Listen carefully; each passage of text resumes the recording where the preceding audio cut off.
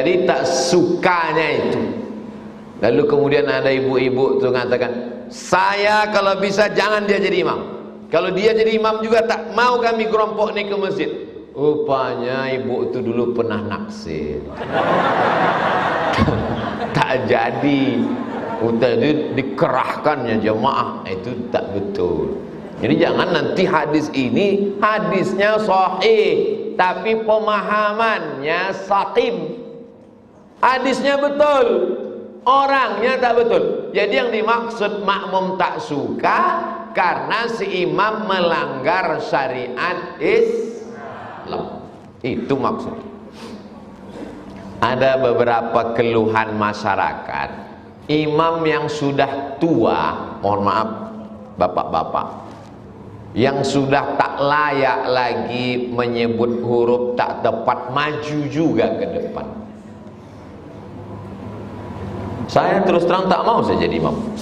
Saya di mana-mana ceramah kalau ditanya ustaz jadi imam, karena imam ini berat. Makanya imam-imam itu apa kata mereka? Jadi imam ini berat jamaah, biar aku aja. Itu. Jadi imam-imam yang sudah makharijul huruf tak tepat lagi karena fisik. Itu makharijul huruf itu kan terkait dengan gigi, terkait dengan mulut. Idza ja fathabbit.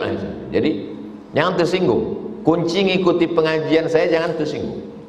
Karena kalau tersinggung nanti tersinggung semua. Saya cerita narkoba yang pakai sabu-sabu tersinggung. Saya cerita khamar yang minum khamar tersinggung. Kunci ngikuti pengajian, walaupun pengajian Ustaz Somad, pengajian yang lain, pengajian siapapun, jangan tersinggung. Jangan kita sangka Ustaz itu menyindir kita seolah-olah dia tahu masalah kita, seolah-olah pengurus mengadukan kita ke dia. Ini tak betul.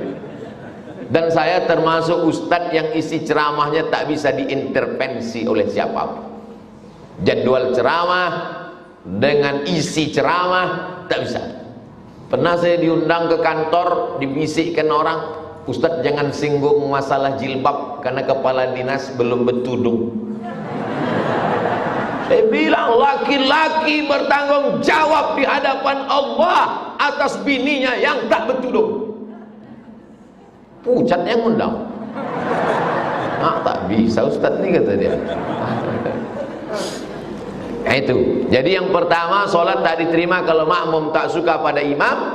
Tapi masalah sukanya ini adalah alasannya syariat Islam, bukan like and dislike. Itu kalau bahasa kampung awak, like and dislike. Apa itu like and dislike? Kalau suka, senang, salah pun orang itu betul. Tapi kalau sudah dislike, tak suka, benar pun dia salah. Saya ulang sekali lagi, like and dislike. Kalau suka, salah pun orang itu betul. Kalau sudah tak suka, betul pun orang itu salah. Termasuklah baleho saya di sepanjang jalan Purwodadi ini dicopot orang karena tak suka dengan saya. Marah Ustaz? Enggak, cuma suara agak keras saja.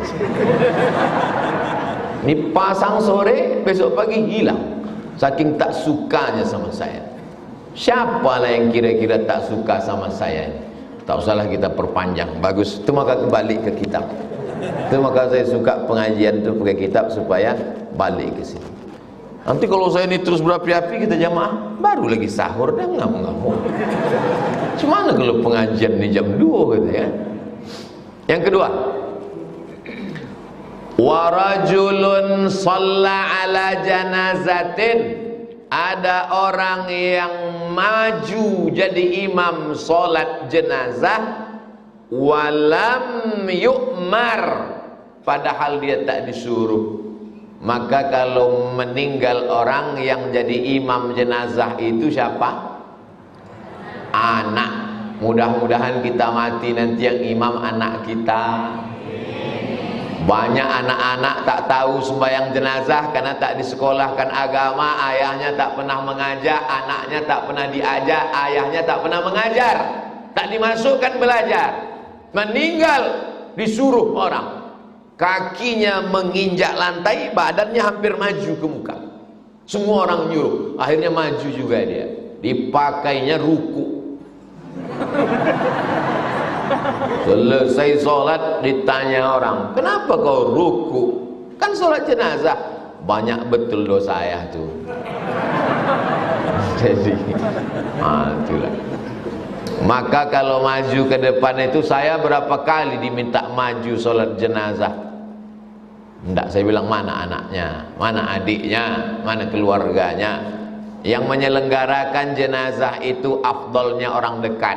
Makanya waktu Nabi Muhammad SAW meninggal, Sayyidina Abu Bakar dengan Sayyidina Umar membahas di Saqifah Bani Sa'idah tentang siapa yang akan menjadi pengganti pemimpin kota Madinah setelah Nabi meninggal. Mana Sayyidina Ali? Mana Sayyidina Al-Hasan? Mana Sayyidina Al-Husain? Mana Sayyidina Abdullah bin Abbas? Mana Sayyidina Fadl bin Abbas? Sayyidina Al-Hasan, Sayyidina Al-Husain, Sayyidina Ali, Sayyidina Abbas, Sayyidina Abdullah bin Abbas, Sayyidina Fadl bin Abbas mengurus jenazah Nabi. Karena yang paling bagus mengurus jenazah kita, memandikan, mengkapankan, mensolatkan, mengkuburkan adalah keluarga. Maka didiklah anak. Ibu bapak yang punya program arisan di rumah, bagus, buatlah arisan di rumah. Tapi pengajiannya tentang ngurus jenazah, tentang silaturahim, tentang membagi harta warisan. Banyak orang tak membahas ini karena takut cerita mati. Pas kumpul arisan yang dibahas menggoncang nama. Itu bagus, tapi substansi maknanya adalah ngaji. Ini kita ngaji ini sampai jam berapa Pak Ustadz? Maghrib jam berapa? Hah? Kita maghrib jam 6.20. Pura-pura lupa pula. Inilah jamaah ini. 6.23 berarti kita pengajian sampai jam 6.23. Begitu cara kalau pengajian subuh. Tengok jam berapa maghrib. Kalau maghrib jam 6.30 berarti pengajian berhenti jam 6.30 untuk sholat sunat isya. Itu gunanya, baik di Ramadan maupun di luar Ramadan. Karena susah kita menengok jam waktu. Ingat aja maghrib. Kalau maghrib jam 6.15 maka sholat sunat isyraq sudah bisa 6.15. Jadi kita nanti berhenti jam 6.24. Kenapa Ustadz jelaskan? Karena sifat manusia dia perlu kepastian. Mau dibawa kemana hubungan kita ini? Sampai kapan hubungan kita ini? Insya Allah jamaah kalau ngikuti pengajian saya jelas, kata-katanya jelas, suaranya jelas, dan berakhirnya jelas. Asal ada air di situ 600 ml berarti 60 menit. Ini tak ada botol ini, maka saya jelaskan. Ini jamaah udah bertanya-tanya jam berapanya selesainya ini. Maka saya jelaskan jam 6.24 kita off, sholat sunat isyraq 2 rakaat. Setelah itu baru kita buka tanya jawab. Tanya jawabnya kalau bisa yang berkualitas sedikit. Ini kadang jamaah yang ditanyakannya, Ustadz, apa hukumnya menangis waktu bulan puasa? Pula ditanya. Menangis bulan puasa ya tak apa-apa. Tapi kata kawan saya batal Pak Ustadz. Kenapa pula batal? Nangisnya sambil minum teh es.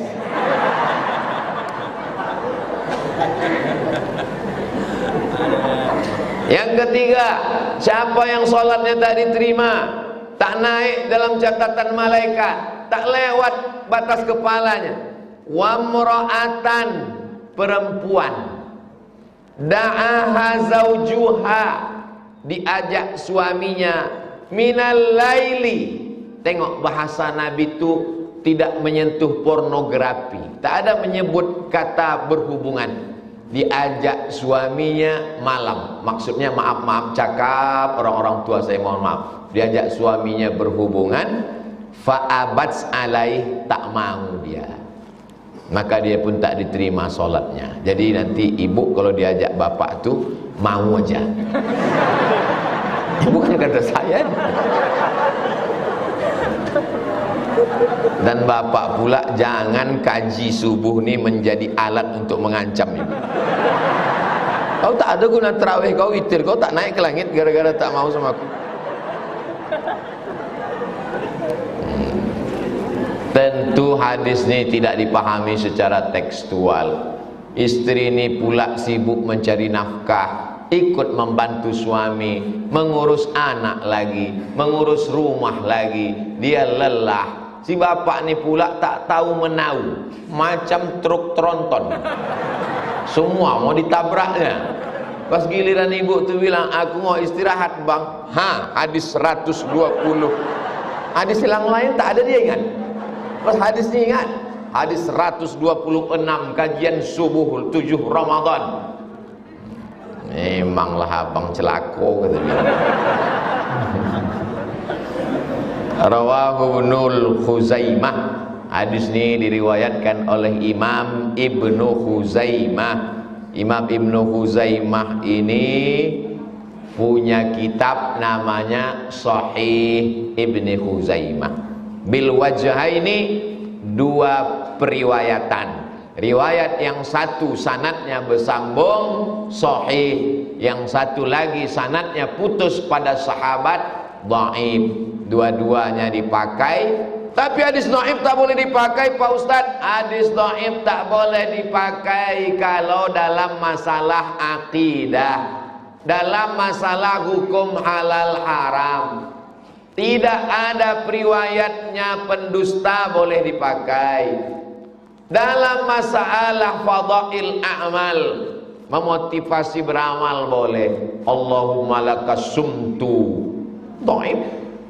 Allahumma lakas sumtu itu dhaif. Ini kan berkelahi tiap tahun orang masalah Allahumma lakas sumtu. Allahu akbar, Allahu akbar, Allahumma lakas sumtu, dhaif. Kawan ini baru tobat semalam.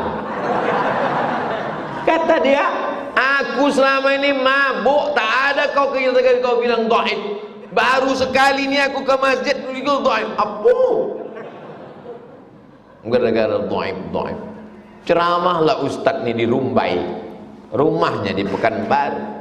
Alhamdulillah jamaah, kita sudah memasuki bulan Ramadan. Awaluhu rahmah, awsatuhu maghfirah, akhiruhu itqun minan nar.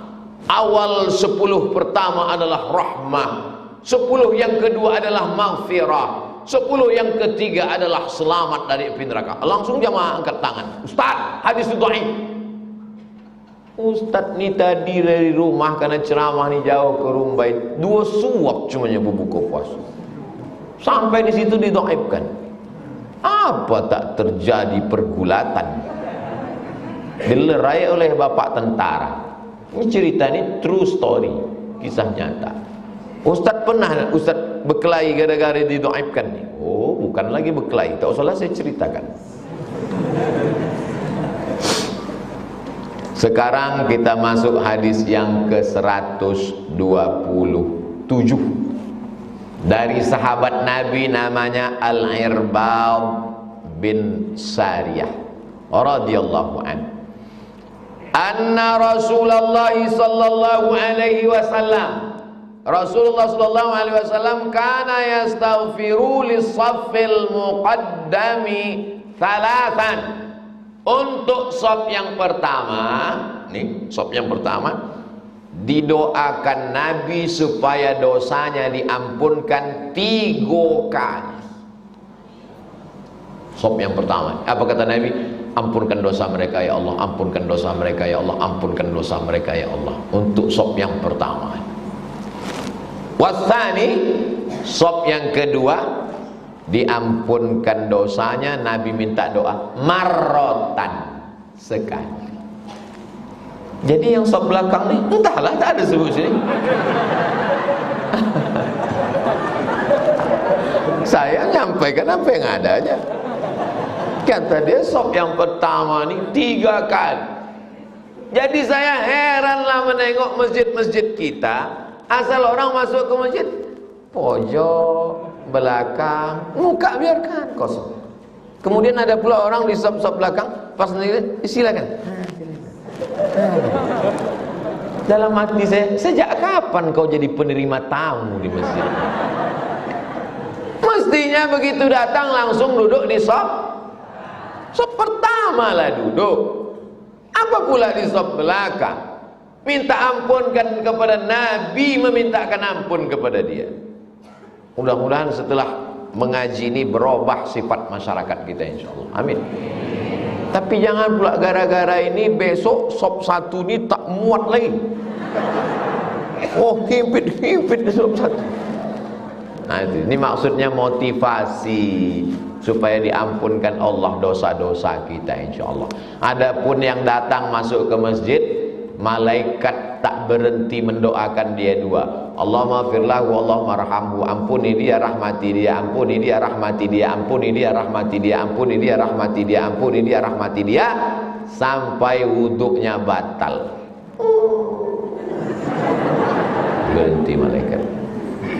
Pergi dia keluar berwuduk, masuk lagi, Allahumma firlahu, Allahumma rahamhu, Allahumma firlahu, Allahumma rahamhu. Yang kedua, sampai dia keluar masjid. Keluar dia masjid, malaikat berhenti mendoakan dia. Jadi jangan berkecil hati yang tak dapat sop 1 dan sop 2. Yang berkecil hati itu pas azan maghrib tak dapat sop tunjang.